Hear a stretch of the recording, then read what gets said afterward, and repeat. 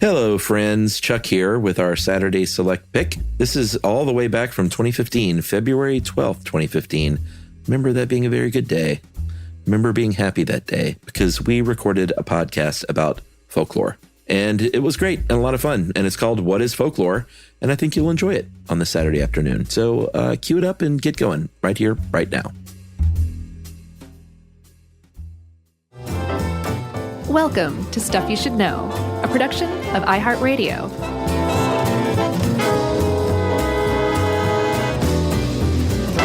Hey there, and welcome to the podcast. I'm Joshua Clark, and there's Charles W. Chuck Bryant. Jerry is over there, just Jerry. And that's Stuff You Should Know. That she has a new sitcom out on FX called Just Jerry. Suddenly Jerry. How you doing? I'm fine.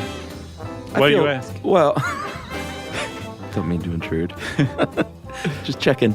Yeah, I know. I'm excited about this. When I first read our article, I was a little bit like, ooh, this is a little unwieldy because it's so folklore. It's just... It's amorphous. As it turns out, it's everything. Yeah, pretty much. But then you sent, what was that other good article from? Actually, we should shout that out. It was from I think the University of Louisiana or something like that. They have a folklore department. Yes. And it was basically, we stumbled upon some unit for teachers to teach what folklore is, and we're like, hey, it works for us. Super helpful. Yeah, it was very helpful. It took a lot of this amorphous stuff that was in our article and chipped away at the edges and gave it a little more shape, you know? Agreed. So you did kind of hit it on the head. It's kind of like nailing jelly to the wall, defining what folklore is, because it is so much stuff. That phrase is folklore. If it isn't just me saying it. If I share it and now other people say it, it could become Stuff You Should Know folklore. Oral folklore. Did you make that up? I think I've heard it before. Okay. So that's folklore. Yeah, I guess so. It's a variation though of what else did I hear? Oh yeah, we were talking about the nuclear fusion reactor, where they were saying that keeping plasma contained is kind of like trying to hold jelly in a bunch of rubber bands. Yeah, that's nerd science folklore. That's what inspired me to say nailing jelly to the wall. I like that. Yeah. It seems like it really sums it up. So folklore. Yeah, I found this other definition I thought was pretty good, which is traditional art, literature, knowledge, and practice that is disseminated largely through oral communication and behavioral example. And then this was the key for me. Things that people traditionally believe, do, know, make, and say. In other words, everything. Yeah, I mean, you're right, everything. That's about as good a definition as you're going to find. And one of the problems with studying folklore is that there are so many definitions out there. Apparently, folklorists, who are people who study folklore, don't like to be too judgy. It's kind of part and parcel with their field of study. You don't judge stuff; you just collect information. Right. The problem is that they've also just kind of collected definitions for folklore along the way, and there isn't one set definition that's accepted by everybody. Yeah, a folklorist that collected stuff and was like, "That's stupid." Right. They wouldn't be so dumb. They wouldn't be a good Why are you guys doing that? That's a good TV show, The Bad Folklorist. And I might say folk here and there because I mispronounce that word often, and I'm trying. How are you saying it? Well, a lot of times I'll say the L. In fact, up until about a year ago when someone wrote in and said, "You stupid," it's pronounced folk, like F-O-K-E. Folk. And not folk. But the weird thing is like I hear the L missing when I hear folk. Oh, weird. That's some sort of like I don't hear trick. F-O-K-E. Like it's clear to me that there's a F-O-L-K in there. You hear the silence? It's a great word. F-O-L-K. It's beautiful. It is beautiful. And another thing, too, that we should point out that folklorists love to point out is that it is not and should not be associated with being backward or old-timey or uneducated. Like I think a lot of people have that connotation in their heads that folklore is like the hillbilly on the porch, you know, when they're homespun wisdoms. And it can be that, but it's not that at all. Like, it's not just that. Right. A really good example that contradicts that is Snopes. Snopes.com is basically a clearinghouse of modern folklore. Oh, yeah. Never really thought about that. You know, the Nigerian prince scam, that's folklore. Yeah, it sure is. Emoticons even are considered now a form of verbal communication, verbal folklore. Yeah. And like you said, it's everything. And the reason it's everything is because it comes out of groups. Like if I just have a habit, you know, where I keep a rubber band twisted around my finger until it turns purple, and then I'll take it off for half an hour and then do it again. That's just some weird habit. That's not folklore. Folklore is something that's shared between a group. Yeah, and those groups can be like almost anything. That great article you sent that says neighborhoods, communities, and regions, but also religious groups, families, occupations, gender, like pretty much any grouping, enthusiasts, hobbyists, anything you can think of that you can group more than two people together, it can be a folk group. Oh, exactly. You can have like a Catholic dockyard worker who is also a member of an RC plane club. Yeah. Who also is a member of a book club at the local library. Right. So that one person is going to be a member of all those different folk groups, and all those folk groups are going to have their own folklore. True. You're right. That's another good thing to point out is you're not just in one group. You span many, many groups. And for instance, I have family folklore. We have probably occupational folklore, you know, the old podcaster folklore for us and our colleagues. Right. And my gender and my age and religious affiliation growing up, like we all have many, many groups and subgroups that we fall into. Right. And we get our information from that. Yeah. One of the things that I think has been tricky about defining folklore is that it's not obvious necessarily what folklore is for. Yeah. Not at first blush, but if you go and read some of the people who study it, the idea of folklore is that one of the main things it does is it reinforces membership in a group. Yeah. It makes you feel special for being part of that group. Yeah, being an insider. An insider. Yeah. And then it also reinforces the norms of that group. Like folklore is based on basically norms, customs, traditions, things that the members of the group have said, this is what we identify with. Yeah, and not always, too, as that teaching site points out, not always reinforcing those norms, sometimes overturning those norms. Yeah, like a good way to overturn the norm is to take an existing norm and turn it on its ear. Right. Because it makes it really approachable to the other people in your folk group. Yeah. They understand what you're doing very clearly, and yeah. it gives them a different perspective. Right. Or using the traditional channels. Yeah, like I think one example I saw somewhere was taking a traditional folk song maybe and adding verses to it to spin its meaning to the opposite, perhaps. Right. Like Bob Dylan. He's famous for stealing things. Sure. Or Jimmy Page. Oh, yeah. Have you heard that song? The Zeppelin, or the Stairway to Heaven lawsuit? No. Whose song was it originally? I can't remember the name. I mean, this is not news. It's been around for a while, but yeah, I mean, they've been sued. It was a group that opened up for Zeppelin on an early tour and supposedly played this song. And I think Zeppelin has, I haven't looked it up lately, but I think they have defeated the suit. But when you hear the song, you're like, ooh, that sounds a little bit like the opening bit to Stairway to Heaven. So it was like the music, it wasn't like any of the lyrics? Yeah, that opening guitar strumming pattern was pretty darn similar. But as any musician will tell you, everybody steals. There's only so many variations of chords and picking patterns that you can do, and it's just part of the rich tradition of music is to nick things respectfully, not Ghostbusters, I want a new drug kind of stealing. Yeah, I mean, that's when your lawsuits come up. It's not just music that there's that long tradition of stealing or nicking or whatever you want to, euphemism you want to use. It's literature is very much the same way. There's something like 5 or 10 themes in all of literature, and everything else is just basically a variation of them. Yeah. And that's one of the things that folklore or folklorists have learned through studying folklore is that we humans share what can be called basically a common imagination. That humans across time and space all have a certain number of slots of looking at the world. Certain things in the world capture the human imagination in a similar way in all different parts of the world, and we tend to use similar explanations for them.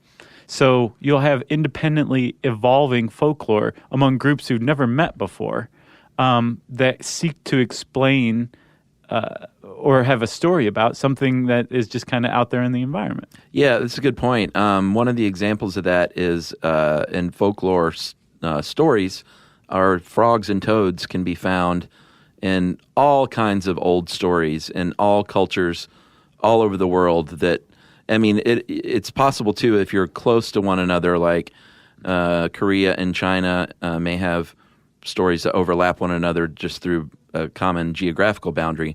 But stuff like frogs and toads will pop up, let's say in Europe or medieval Europe or in Asia, like places aren't even close to one another where it's inexplicable, basically. Right, and they'll share like a similar personality or something in the story. So like frogs and toads are commonly thought of as shape-shifting tricksters.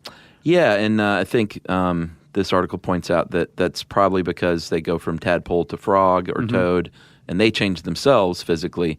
So it's, the old dummies back in the day, they would just use that obvious thing to make up a story. Obviously, they can become human, too, since they go from tadpole to frog. Exactly, like the Frog Prince. And you mentioned also shared regional characteristics that are most likely the result of stories making it from one group to another, crossing borders. Yeah. But among groups that are close together. And that example you gave of East Asia, Japan and Korea, Thailand, China, they all have the idea that there's a rabbit in the moon and he's using a mortar and pestle. And what that would be is a motif. Like all of them have this shared idea that there's a rabbit in the moon, right? Yes. But then there's what are called variations of that motif. So in Japan and Korea, the rabbit's making mochi, which is a sweet, squishy rice cake that often has like something even sweeter injected in, like red bean sweetness, right? In China, the rabbit is making medicine. Yeah. In Thailand, he's husking rice. Yeah. So you have variations on what the rabbit is doing, but the motif is, if you look up at the moon, there's a rabbit doing something up there. Yeah, and like we said, it's most likely because of a shared border or just because simply people moving between those countries. So we'll talk about where folklore comes from, friends, if you can believe it or not, right after this. Stuff you should know.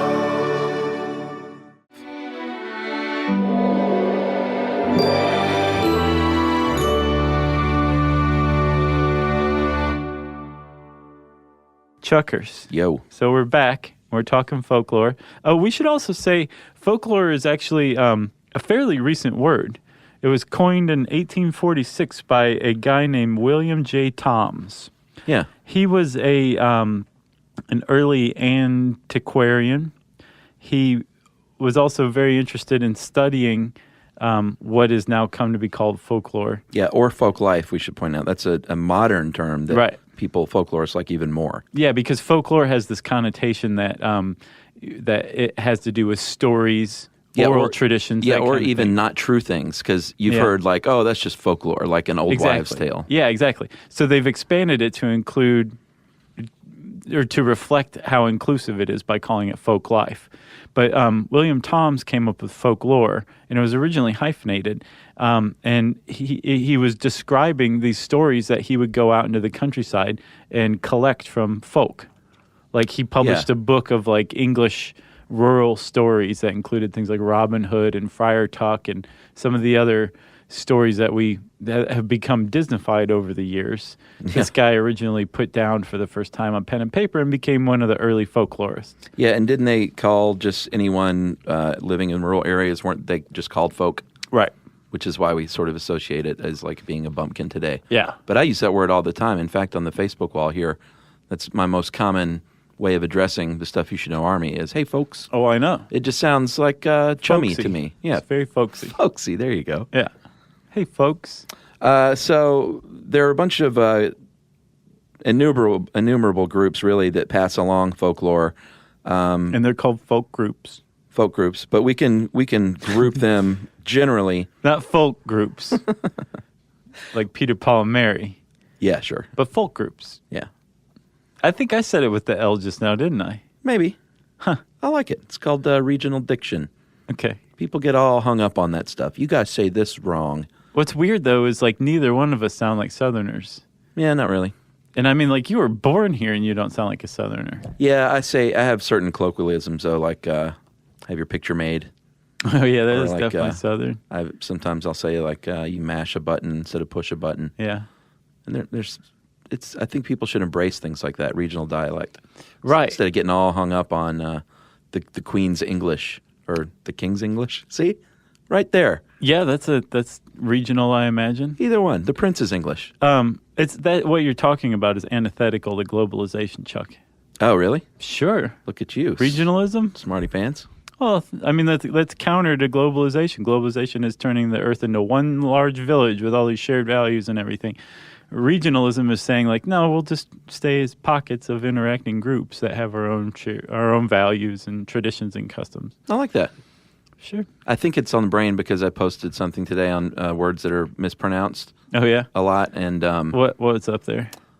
I mean, also like banal and Dr. Seuss supposedly pronounced his name as Seuss. I can't remember how he pronounced it, but it's just like common words you're probably mispronouncing. And "the" was on there, and someone said, "You guys always pronounce "the" wrong," because supposedly, the or the? Yeah, exactly. Supposedly, there's a rule. Not supposedly. I think there is a rule. You mean supposedly? Well, that wasn't on there. Well, that's different. That's just saying the wrong word. But I think you should say "the" when the following noun starts with a vowel, like the apple, not the apple. But you could say, yeah, I could see that. You could say the test. Because the apple almost sounds like it's TH apostrophe apple. Yeah, and I get it, but The apple. It's just The sort apple. of a regional thing. I think in the South you might hear more than the snotty New Englanders who. I've never really paid that much attention to that one. I haven't either. You know why? Because we are laid back. That's right.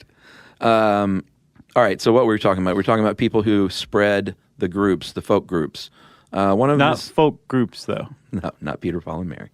One of them is children, and this is a really big one because when you think about going back to your childhood, everything, like the games, like hide and seek, hopscotch, this article pointed out how you decide who's it.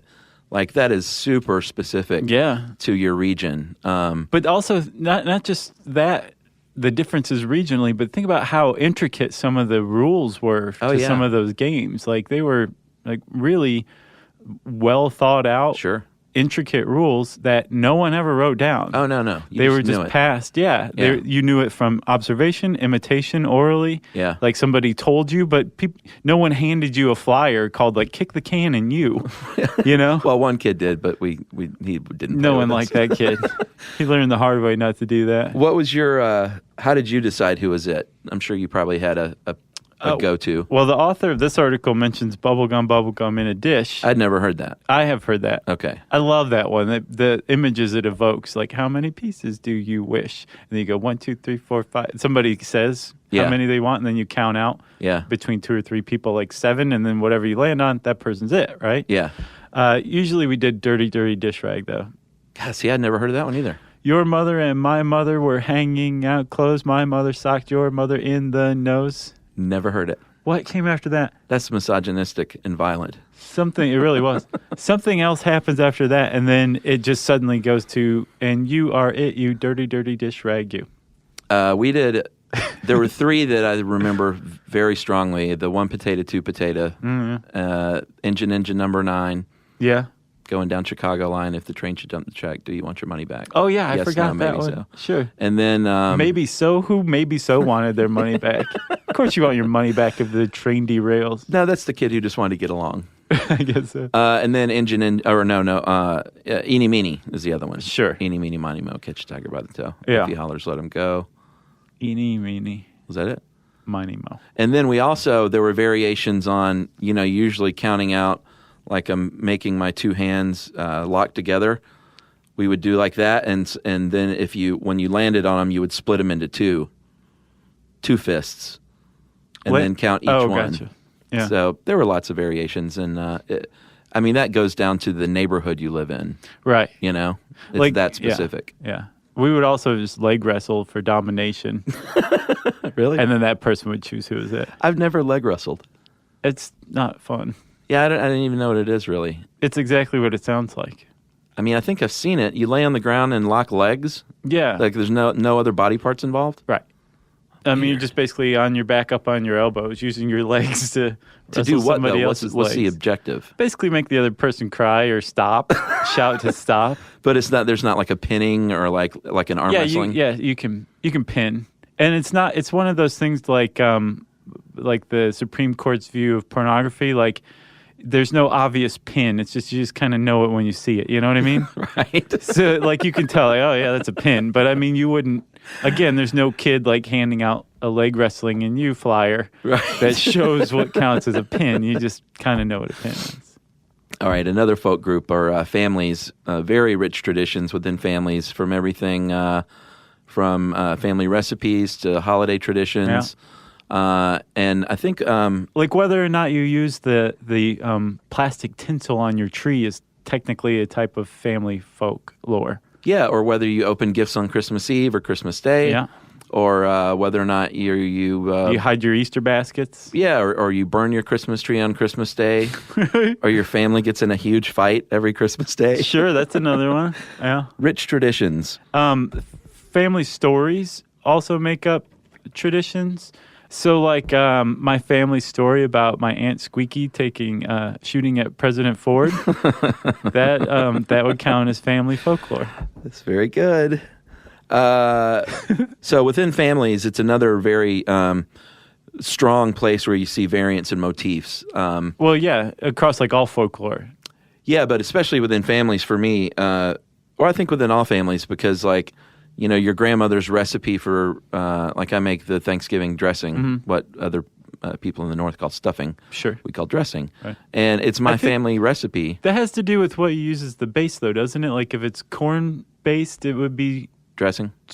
Dressing, yeah. And if it's like bread-based or wheat-based, it would be stuffing? I don't know. Who knows? But go ahead. Sorry for interrupting. No, that's right. Mine's both, though. Like cornbread dressing also has as either biscuits or bread in it as well. Right. But that was my family recipe. My grandmother made it. My mom made it. She taught me. And I put my own spin on it, and that's my own motif.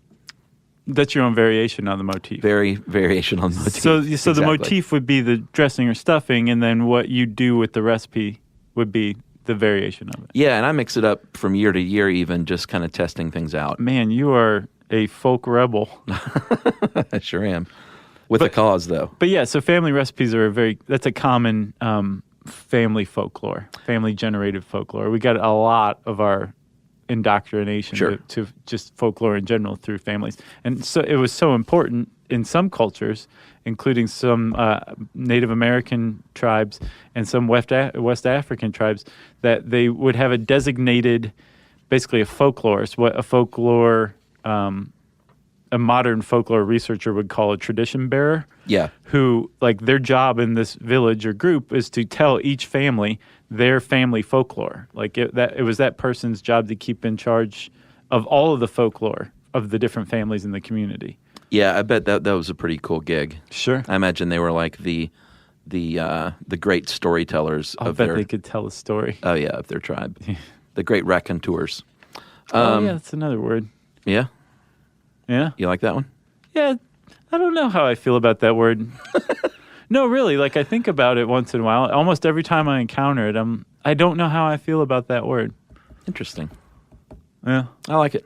Did you know also, Chuck, while we're on this, I heard one of the most amazing stories I've ever heard about paint it must have been on NPR or something, but they were tracking the color of paint, the specific color of paint used in southern porches for ceilings. There's like a specific blue.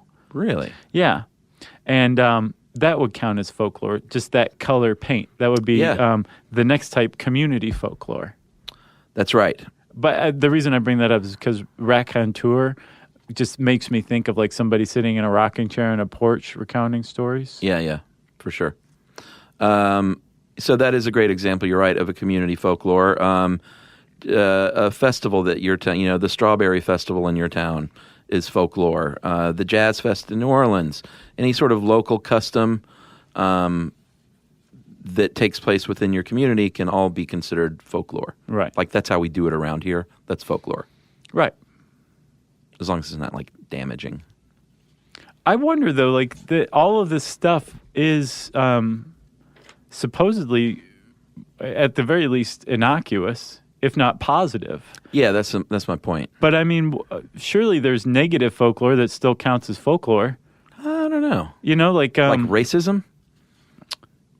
Maybe it depends on the group. You know, that's just how we do it around here. Or that's not folklore, I don't think. Well, what about something where like stories or mythology or origin stories that support human sacrifice among groups in the past that did that? I mean, that would technically be folklore. Whatever stories they used to reinforce that, whatever traditions and rituals they had around it, that would be folklore.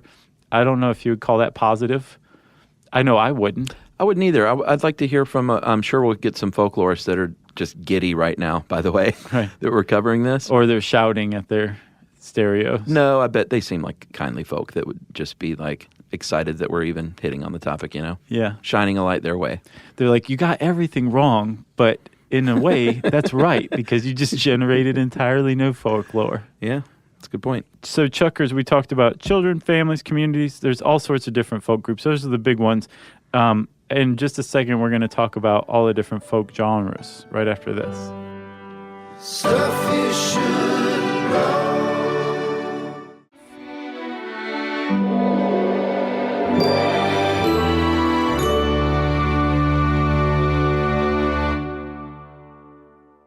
So, Chuck, we're back. Yes. I forgot what we were talking about. Folklore? Yeah, we were talking about genres of folklore like disco and nu metal and Norwegian death metal. Right. And other kinds of metal music. Well, no, they would have like their own folklore for sure, those groups. Sure. That are into that. Yeah. But I mean, music is, that's a category actually. That was one of the things that stuck out to me as very specific, at least according to this University of Louisiana article. Like they were like, folklore can be this, it can be family recipes, it can be the boat that your family passed down, or, it can be the Viking funeral that your community gives every year. Yeah. But when it comes to folk music, it's like these 5 types of music. Yeah. Sure. Surely, yeah. I mean, that's a little, because if you're like, pull my finger and I'll fart, that's family folklore in the Bryant family. Well, I mean, I can guarantee you folklorists would not judge that. Oh, speaking of which, did you see that thing about the oldest recorded joke I sent? Oh, yeah. So jokes are an obvious example of folklore, and jokes fascinate me because ever since I was a kid, I wondered who made up, this joke. Like common jokes, like someone was the first person to tell this joke, and it becomes so widespread, it's just amazing to me how they get passed around. Sure. And apparently in 2008, this is from Reuters. Is it Reuters or Reuters? Reuters. That's what I thought. The world's oldest joke was traced back to Samaria in 1900 BC. And it is this. Something which has never occurred since time immemorial, basically since time began. A young woman did not fart in her husband's lap. So that's the oldest joke, supposedly. I'll go ahead and read the other two. It doesn't count as a joke. That's Sure. a passingly wry observation. Which is a joke. I guess. It seems like folklorist definition of joke. All right, how about this? 1600 BC in about a pharaoh. Here's the joke. How do you entertain a bored pharaoh? How? You sail a boatload of young women dressed only in fishing nets down to the Nile and urge the pharaoh to go catch a fish. But Supposedly that was a joke. And then the English one. now they're starting to get funny. Yeah, they're getting better. The British joke, they found one that dates back to 10th century. And this is a bit of a riddle. What hangs at a man? A bit of a body riddle. Body, indeed. What hangs at a man's thigh and wants to poke the hole that it's often poked before? Oh, I don't know. A key. Oh. Yeah. So those are the oldest jokes. Those are good. Well, at least by the 10th century, they were starting to take the shape of a modern joke, right? Yeah, and I sent that on Facebook to our buddy Brian Kiley of Conan. Oh, yeah. The writer for Conan, because Did he this is it. This is what I've been looking for. Well, all he's this time. he's one of the best crafters of just solid jokes that I know. So I was like, Brian, you'll appreciate this. Nice. And he said, listen up in tonight's monologue. And I think he was kidding, but if that's actually that'd be awesome. That would be super awesome. Yeah. Yeah. Let's see. So we're talking about folk genres. Jokes specifically constitute what's called the oral genre. Yes. Which is, jokes, poems, fairy tales are a huge one. Yeah. Myths, legends, basically anything that used to be told orally that these days is probably put down on paper. Or typed. But isn't necessarily, because I think a game, instructions for a game, passing that along would constitute oral folklore. Yeah. But the game itself would constitute material folklore, I think. Maybe? This is where the whole thing gets fuzzy. Like the edges between these things are very fuzzy and porous. There's a lot of osmosis going on between these genres. Yeah, it's a fluid thing. There's nothing wrong with that. Materials, which you just mentioned, they list as artifacts and foodways. So, like food recipes? Yeah, recipes or costumes, cultural costumes. They said carved duck decoys, even folded paper airplanes. Like, I guess that little game of paper football. Mm-hmm. Like, all of those are material. Like how you specifically fold that paper football was taught to you by some kid in your elementary school, and it may be different than another kid in another school. Yeah. You know? Yeah. Then you mentioned music, right? Yeah, oh yeah. At some point we did. Sure, and that can be anything, but one that comes to mind for me especially are lullabies. They just remind me of like folk tradition. Depending on your family, you're going to sing whatever lullabies you sing to your baby. Right, or little kids singing like Ring Around the Rosie. Yeah, exactly. Which apparently was about some epidemic in London, I think. Oh, really? Yeah.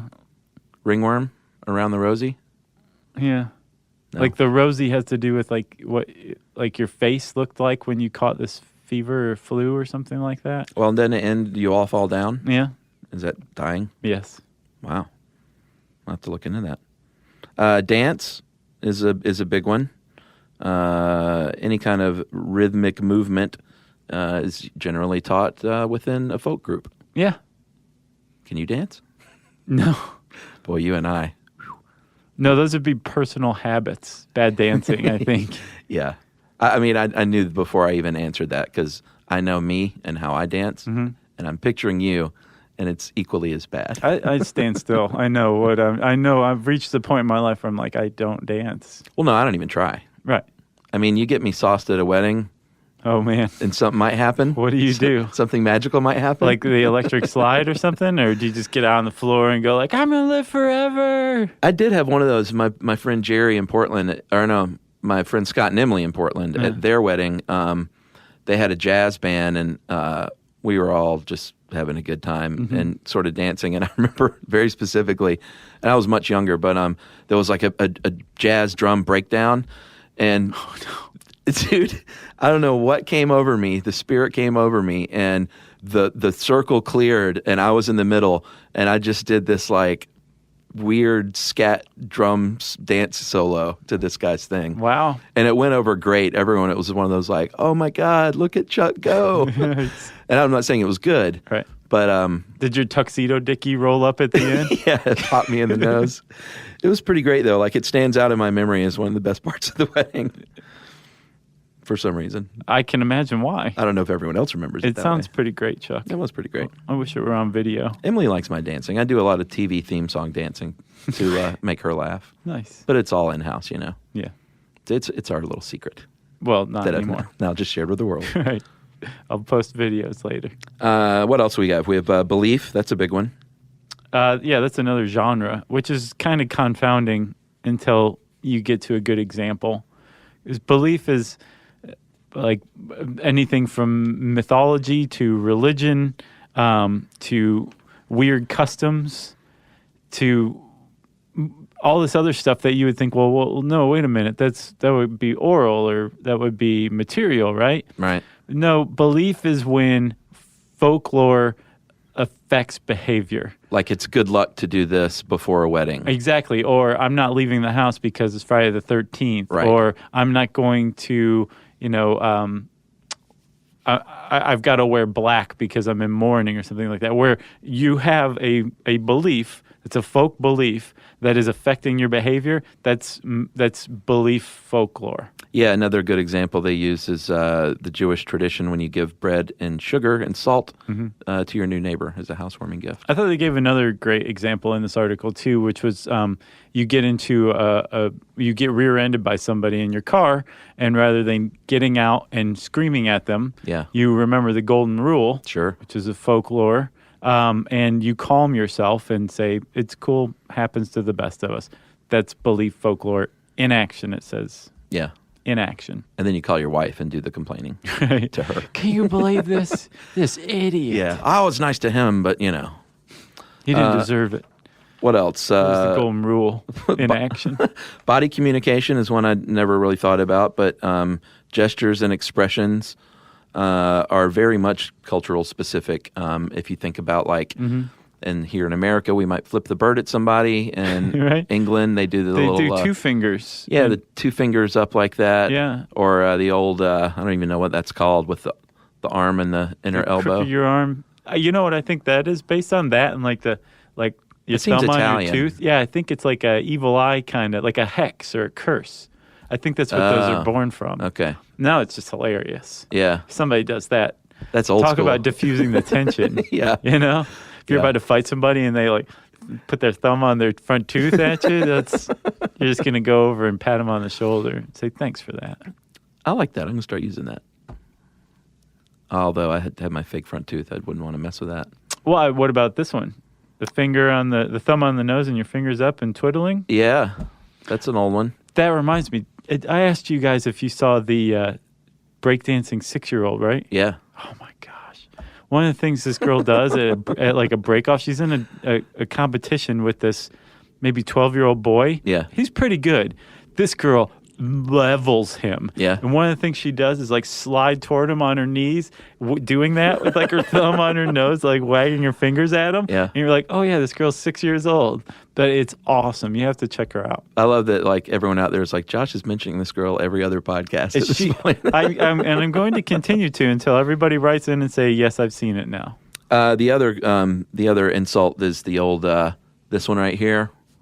Oh yeah. I saw that a lot in the 70s. I guess you can. We should probably describe it. It's where you. Yeah, I was trying to think of your fingers under your chin. Yeah, and flick them all together outward. Yeah. Yeah, buzz off, buddy. You know who does that is Maggie Simpson. She does that. Oh, really? Yeah. She's a classy girl. So Chuck, we could probably just keep doing this for the next 4 or 5 hours. Sure. Because folklore is everything. Yeah. And we both have our own folklore. But I think we kind of covered it. I think so, too. You got anything else right now? No, I mean, I really don't. Like you said, it's so all-encompassing and broad. I think it's a pretty good overview. Yeah, but what's neat is, if you're even remotely interested in this, there's a whole world out there. All the stuff you take for granted, if you just go start looking into folklore research, totally open your eyes. And what's neat is you'll see your own stuff reinforced. You'll see a reflection of yourself, but you'll also see other cultures as well and how they do bear similarities to your own beliefs. And it's a lot harder to feel inclusive and exclusive from groups that you realize that you share some really fundamental stuff in common with, no matter how distant they are. Yeah, and that's the point I saw a lot in the research. I think it's pretty neat. It's it's a binding agent for humanity. Yeah. Pretty neat. Go humanity. All right. Well, if you want to learn more about folklore, you can type that word into the search bar at howstuffworks.com. And since I said that, hey, there's a little bit of how stuff or stuff you should know folklore. What, the whole little search bar thing. Sure. Yeah. It's time for listener mail. I'm going to call this creepy email, sort of, when you think about it. Okay. How's that for a title? I can't wait. That's a tradition, is awkwardly named listener mails by me. Okay. I wouldn't say awkward. You do pretty great with them. Okay. I appreciate it.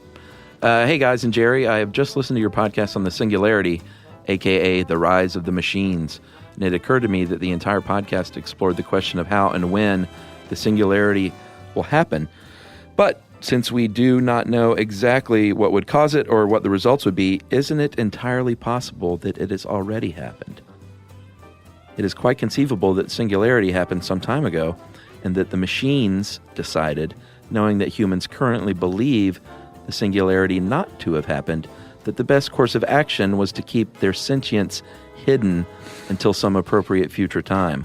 It is fun to imagine, he says fun, I say chilling to the bone, All right. to imagine the machine simply lying in wait as humans, unaware, adopt technology into every conceivable facet of modern life. Then one day we will wake up and our computer screens will simply say, "Hello, world." Oh, man. That is from JM. Oh, JM. He's like, he doesn't want to be targeted by the machine. No, They know you type that, pal. sure. Yeah, that is a little creepy, don't you think? Never thought about it. It could very well be true. And if computers are sentient and they're smart enough to be quiet for now, Yeah. then we are in big, big trouble because it already displays a lot of deceptiveness. I think Quietly Sentient was, that was a Pink Floyd song. Was it? I think. Learning to be quietly sentient? Yeah. If you want to give us some great Pink Floyd titles, we love those. I think you could probably start a meme with that. Oh, yeah. You can send them to us via Twitter using our Twitter handle at SYSK Podcast. You can join us on Facebook.com/StuffYouShouldKnow. You can send us an email to stuffpodcast@howstuffworks.com. And as always, join us at our home on the web, StuffYouShouldKnow.com. Stuff You Should Know is a production of iHeartRadio. For more podcasts from iHeartRadio, visit the iHeartRadio app, Apple Podcasts, or wherever you listen to your favorite shows.